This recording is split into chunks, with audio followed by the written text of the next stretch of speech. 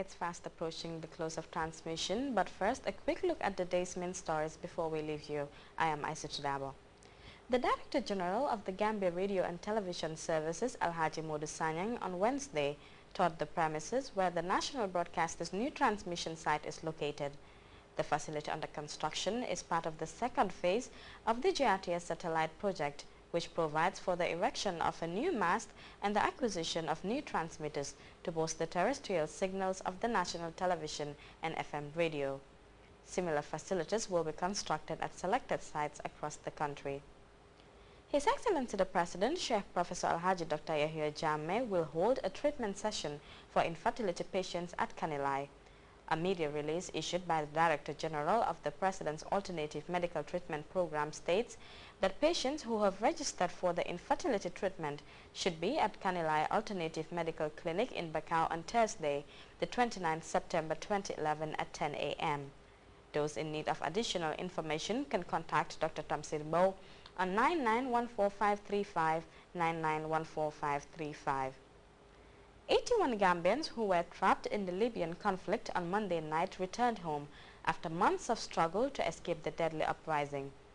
This latest batch were evacuated by the International Organization for Migration in collaboration with the Gambia government. The returnees add to the 1,200 who were earlier evacuated through the personal intervention of President Jammeh. There is a ban on the use of chainsaws in the Gambia, but some individuals are still using the machine blamed for the rapid disappearance of the forest cover. On a recent trip to Nyomi, members of the Agriculture and Natural Resource Working Group stumbled upon a group of men allegedly using chainsaws to fell trees illegally. The general public is hereby informed that Jaya Selina and Prima Fine beverage companies, producers of hard liquor such as Tutupak, locally referred to as Muchubi, have been ordered to suspend operations with immediate effect.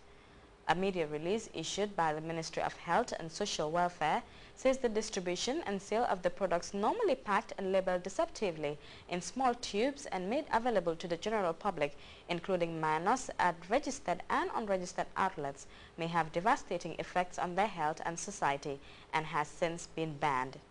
The Ministry of Health and Social Welfare urges the general public, especially patients, Samaritans, guardians, and school authorities, to be more vigilant in the protection of their children who are most vulnerable and at risk, the dispatch concludes. While the Ministry of Trade, Industry, Regional Integration and Employment and the police have also raised similar concerns. We hope to bring more on that in our subsequent news bulletins and summaries. The first ever health center dedicated exclusively to children has been inaugurated in Telinding. The construction of the said facility is said to have been paid for by a German organization.